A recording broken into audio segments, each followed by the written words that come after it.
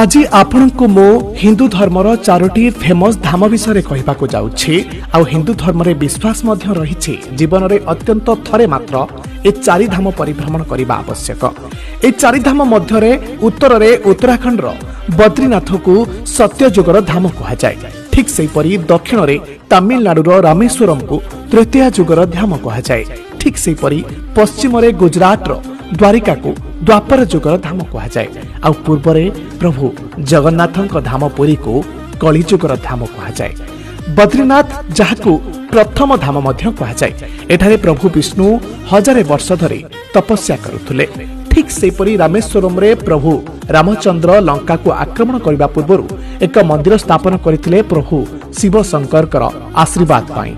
ठीक सेपरी द्वारिका रे प्रभु श्रीकृष्ण निजर नगरी बसाइथिले एवं सेठारे तांकु राजा बोली पूजा करा जाए। आ सबुपरि प्रभु जगन्नाथक धाम पुरी रे प्रभु जगन्नाथ भौणी सुभद्रा एवं बलभद्र को नहीं सेठी सबुदिन से पूजा पाउछंती।